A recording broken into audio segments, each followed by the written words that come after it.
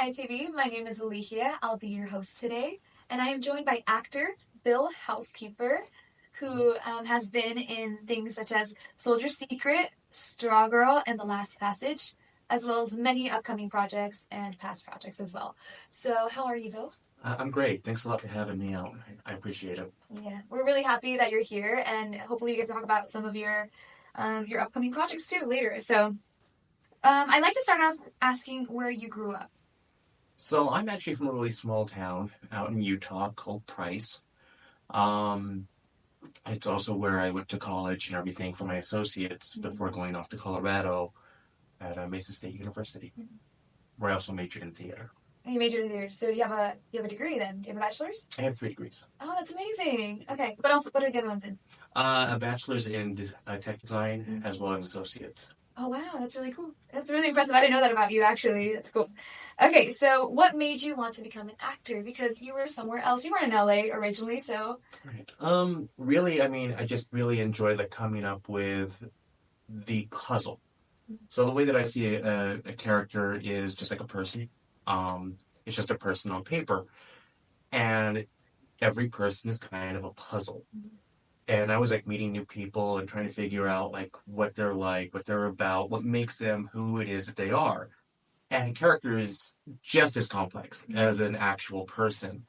So you get to be able to kind of go into the subtext of what makes that person be the way they are. And that's what really kind of drew me into it, was solving those puzzles of who is this person. So when you came out to LA, did you get an agent or did you start getting jobs on your own? I got a lot of the stuff on my own. In fact, I still get a lot of the work on my own as well. I will network nonstop. A large amount of my day is networking and working at this. So basically, my day starts at 6:30.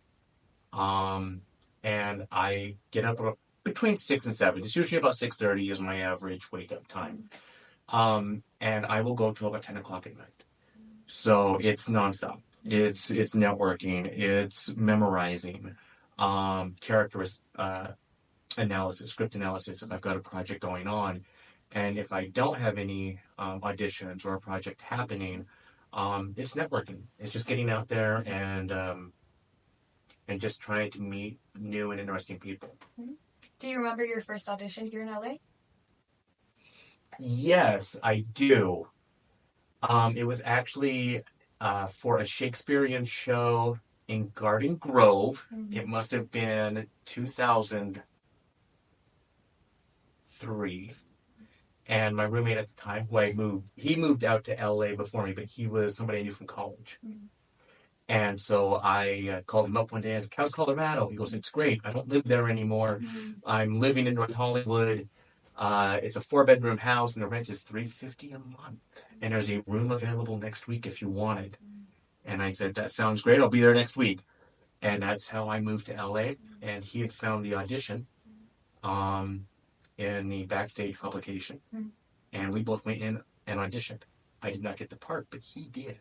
Oh, well. Yeah. I mean, He's very talented. Mike was a great actor. Yeah, you got your rent deal, so I mean, yeah, it was a good time for both of you, right? Yes. So okay, so you've done a lot of projects. Can we talk about Soldier's Secret first? Absolutely. Yeah. So So what character are you playing, and can you tell me about the script? So it's actually Jackson Harlow is the name of the character. The writer / director / producer. Linda Lee, it's actually based off of her son. So it's a true story about how her real son is Carl. She has named him Jackson in the film. He went off to Iraq, and when he came back, it was really trying to juggle the PTSD that he had and then trying to just come back to some sense of normality. And by far one of the most complex characters I've ever played. Loved every minute of it. Linda and her team are just an absolute joy to work with. When you can get on a set with a director and and not just director, but I mean the lighting, the sound, the entire team come together and just make you feel welcome and at home. You really become a family, and that's how I felt on that set. Um, Yeah, that's a cool project. And this one is a recent project too, right? yeah, it came out a few months ago. Yeah. Yeah. Okay. I also want to ask you about a lot Down and Out in Vampire Hills because you just won 3 awards for it. So congratulations! Yes. Thank you. Can you tell me about that project? Yeah, and one of the awards was an ensemble cast award. I mean, we all kind of came in. Very fun, silly comedy. I come in as like the vampire hunter. I'm all serious. May or may not get hit by a car, won't tell. But yeah, it's just a fun little project. It's I like that character because I'm not funny. And that character is very like serious in this. He makes it funny. Yeah, and he makes it funny because he's just so serious. Yeah. So that was a fun role as well. Yeah. So so you played vampire. You played a very serious, someone struggling with PTSD. What kind of characters do you tend to play a lot, or do you like to keep it really varied? I like it varied. Yeah. I love coming into a script and reading the character and not understanding him. That is something because the writer has obviously gotten a purpose for why that character does what they do. And if I can't figure that out, that to me is amazing because it means I have to dive deeper. What is the writer saw in this character and why can't I see it? And it's funny because when you start looking at that character and you really, really, really start just analyzing him, there is usually a moment. It's just a click, and you see it out of one sentence, and it's a domino effect that just explains everything. But it takes a lot of effort to look at that and start to understand that character from literally from beginning to end. And then once you find that domino, just everything will fall into place. And that's normally the time when I start to memorize.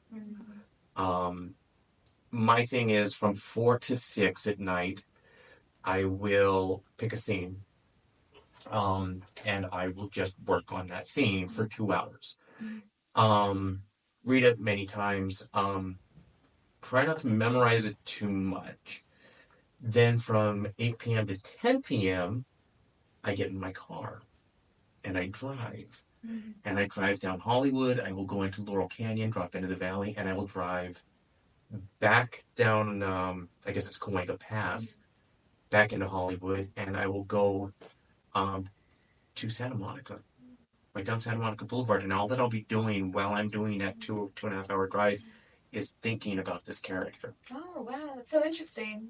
I've never heard anyone do that. So it makes you think better to just be in motion? Yeah. I do not know why, but I think way better in my car than I do anywhere else, and I don't know why. Yeah. You still live with your friend, or are you guys not? No, he ended up moving from that house. We got a roommate that he couldn't get along with, and he ended up leaving about maybe a year after he moved in. And so if you drove in your car because it was like you're completely alone. You get what I'm saying? Yeah, I do. And that did happen a lot. But every now and then he'd be like, "I want to drive with you. Okay, let's go for a drive." Oh, okay. And it was great driving with Mike. Yeah. There were times where we'd be reading like the same scenes or same scripts of just stuff we had done in college. Yeah. We had done a scene together of Mice and Men, and I remember driving out in the valley, just aimlessly driving. I really, for the most part, don't really have any like set agenda of where I'm going to go, except for that 2 hours I go to the beach. And I'll, just kind of talk about like what were you thinking? It was one of those scenes where the magic happened for no reason, like everything just hit. And I think that's what every artist goes for, is that one, or for those types of moments. And I asked him, what were you thinking when you did that? And he knew exactly what I was talking about, and be able to brainstorm off of him. he's a much more talented actor than I am by far. So and he is funny, and I am not, and so to be able to just kind of like get his perspective of George and Yeah. Who was Lenny? Who was George? I was Lenny. You were Lenny. Yeah, they're both very difficult characters to play too. So. Yeah. Wow. And it's a beautiful piece. I mean, it's a small book too, so it's like it's very powerful. That's really interesting that it was that piece. Okay, what is your memorization technique for lines? Well, I am actually extremely dyslexic. Really? Yeah, to the point of painful. So I will go very slowly when it comes to, but like I said, I read the script. My goal is 100 times. And once I finally got that thing that kind of puts this character into perspective for me, I learned by repetition. So just over and over and over and over and over. Reading them or like saying them out loud? Saying them out loud. Yeah. Luckily, I can memorize really quick, which helps combat the dyslexia. So once I see it, I just repeat it many, many, many, many times. And, there are times where it's like, wait, that just doesn't sound right. Like I've been saying this line 1,000 times, but I just don't think it's right.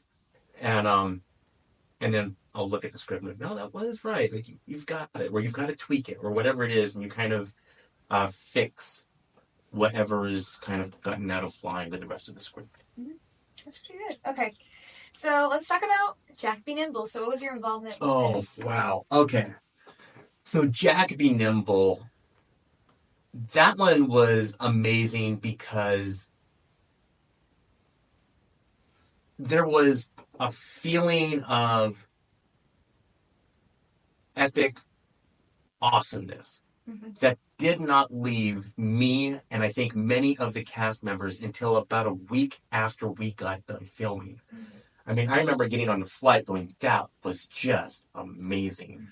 I had a very small part in it. I was only out there for a couple of days, and I played a demon.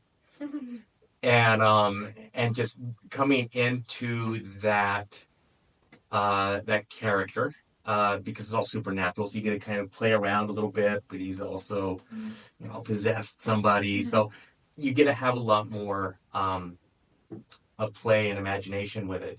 The script is actually pretty cute. It's pretty fun. It is a horror film with a lot of. It's not a horror-ish. It's not a thriller-ish. It's more just fun. It's about a nursing home full of elderly gamers. Okay. And they like to get around their table and play games in the nursing home. And demons come into the mix. One of the nurses just happens to be a demon, and one of the guys is like, I think this girl's a demon. And it's a fun project. That's so cool. Okay. Another one, Last Passage. How was Last Passage? Last Passage was actually the opposite of that one. It was actually more a religious project. Wow, look at you. Yeah. And in that one, I play George, and he's more. His brother has kind of. How do I say it? He's kind of losing faith. And my character is there, and I'm like, look, man, just, like, I know you're having a hard time with this, and I'm here for you. A lot of people are here for you. I know it's difficult, but that doesn't mean that you're forsaken. Yeah. Wow. That's a quite, like, even those 3-4 projects we just talked about are very different. Yeah. Yeah. Okay. Let me see what else we need to talk about. So let's see. So we also have Straw Girl. That one's coming up, right?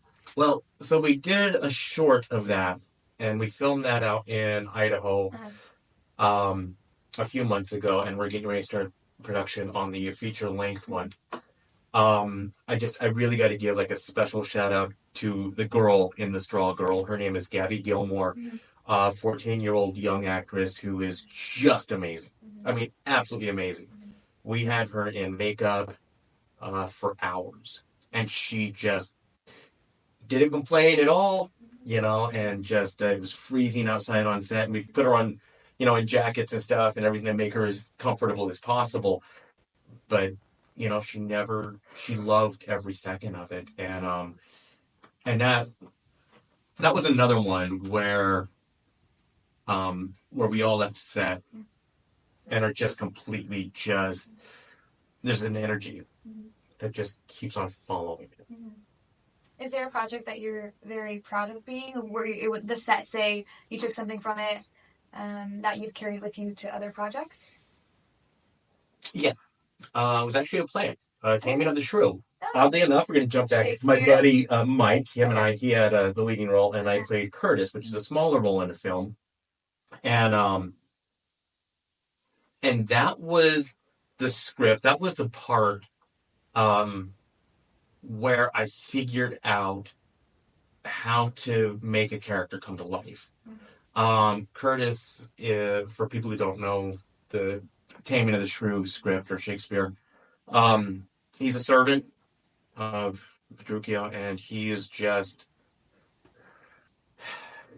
a good-hearted person, but he's just a servant, He doesn't really have much ambition, but he tries to work hard.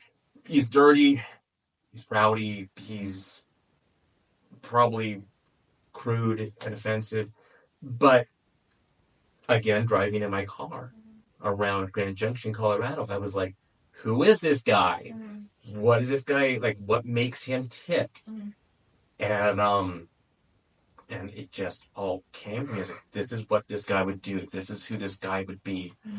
And I've always remembered that. So I kind of keep that as my foundation for any character that I come to approach, even now to this day. Is there a character that you haven't played yet that you really want to play? It sounds like you've gotten like a good amount of a demon, So there is a movie called The Sunshine Girl. And that character I'm extremely excited to play. He is an alcoholic. Well, he's a good father. He's a great father. He's got his daughter, Tina, about 12 or 13 years old, and he is just all about the kid. His wife also drinks, and when they drink, it's a different character. He beats the child. I mean, so it's like you have a lot in this guy of loving father who does things that nobody should ever do in general. And so it's going to be a very complex character, and that's one I'm really looking forward to bringing to life. Oh, so is it still in pre? Like you haven't started? We haven't started filming that one yet. Okay. No. We've been working on that one now for a few months, and we're hoping to start filming that probably around January. Oh, okay. Do you feel most comfortable doing TV or doing film? They're both about the same. Even theater, I still see the process being there. With theater, you've really just got to make sure that your character is felt in the back row. I mean, it's all about the aesthetic distance. It bigger and everything. Yeah, and it's like you want that person in that far back house right or house left corner to feel the emotion that you're going through without even being able to see their eyes, the actor's eyes. Yeah. And so that's a fun part about theater. In theater, you don't get to watch yourself, but do you like to watch yourself in your projects? I try to avoid watching myself whenever possible. As we were filming A Soldier's Secret, Linda and her team were like, okay, so we just filmed this, you want to take a look at it? I'm like, no, I really don't. If it looks bad, you just let me know. I'll come back in and we'll refilm whatever you want. Mm-hmm. But no, I'm not a fan of watching myself at all. Yeah, I went to a screening of something, and the actors, I had watched the film before, and the actors were outside and didn't go into the festival to watch their own film. Would that be you, or do you still go in and just like, Totally. yeah, It's totally me. I ended stay up, outside with the, I actually did a movie called Man in the Mirror. It was probably one of my first movies in LA, and it was just me. I was the only person. It was a short. My roommate at the time filmed it, and we got into a festival, which just blew my mind that we made it. And he had told me what time the movie was going on. So I actually, about 5 minutes before the film started, I acted like I had a phone call, and I went out to the lobby, and I just kind of sat down a little bit and talked with the bartender a little bit, and waited for the 9 minutes for the movie to end. And I was like, I came back, I was like, oh, did I miss it? Like, oh, really? Oh, this is terrible. How sad. It was great. It was great. Oh, yeah. It was so It was good. awesome. Like, I'm sure it was. I mean, I'm glad Oh, everybody enjoyed it. yeah, that's good. I mean, it's a lot of trust in your actors and your directors and your producers. Absolutely. And editing as well, right? So Absolutely. You know, and not just the editor and the director, but I mean the camera guy, the lighting guy. I mean, that's the cool thing about going onto a set is the atmosphere of when you get out there. It's a bunch of people, each with their own individual skill set, trying to make one thing come to life. I would actually say it's more like raising a baby with many different parents. You know, it's like they've all got to put the kid in the main priority, and whatever it is we need to do to make the kid happy, the baby happy, is what we're going to do. And that's kind of how I've always approached that. It takes a village, huh? Oh, it full on. It does. It does. Okay. So as we're coming to the end, I want to ask if there is a project that you felt that you laughed on set the most. You did tell me one, but is there one that you felt really joyous about it? Man, you know, they all have their own unique atmosphere, and I have never been on a set that I did not enjoy. That's amazing. That's good. Yeah, it is. Yeah. It is. Because there's horror stories. People don't like to work with certain people, or Yeah, So and that does happen. And I luckily have not been in that project yet. So. Yeah. Oh, good on you. So hopefully it stays that way. Have you worked with the same directors multiple times, or do you tend to be different every single time? It's hit or miss. Yeah. I've done a few projects with Linda. A guy named Craig. I've done a couple of projects. Well, we're talking about doing a couple more projects. And Linda was from A Soldier's Secret, and Craig is from The Straw Girl. But really now it's kind of get to a point where just I have a bunch of different people just approaching me going, hey, we've heard about you, or your name's starting to get known in the indie world, and we want to work with you, which is great. Okay. So lastly, I want to ask if you have any pieces of advice for anyone that wants to become an actor. Yeah. Enjoy it. You know, it doesn't matter what level you're at. It doesn't matter if you're in high school drama or college theater or, out here in the indie world or even the A-list actor studio. Have fun with it. I mean, we are lucky enough just to be in the industry, and if you're somebody who's not getting cast, to the people out there who are not getting lucky and, feel like you're not really making advances in the industry or the business or anything, go make your own stuff. Go have fun. I had a college teacher tell me that you will learn more doing one show than you will in a year's worth of classes. And he's absolutely right. So because of that, and with our phones and the technology that we have now, you guys can film anything. Go write. Go get some friends together and put together something. And just enjoy it. That's great advice. That's really good. Okay, where can we find you on socials to keep up with your projects? I'm on Facebook and Instagram. I'm pretty much Amish, as my friends would agree. I don't really do much. I don't really know how to use the whole social networking thing, so I'm kind of still learning. But yeah, they can find me there. And Okay. And then we're looking out for which projects? You said, do you remember which is coming out? Because I saw that you have a long list, but yes. What are we looking out for? The Straw Girl, for sure. Last Passage. Envy Leads the Way, which we just finished filming. So that's not going to be out for a while, but it's there. Let's see. Sunshine Girl, once we start filming that thing. Soldier Secret. And Soldier Secret. Yeah. Yes. Yeah, that's a good lineup. It's a good lineup. Check out his IMDb, so a lot of stuff is on there as well. Yeah. Okay. So thank you so much to the viewers for watching, and we hope you stay tuned for more. Okay. Thank you very much. All right. Thank you. Thank you. Thank you.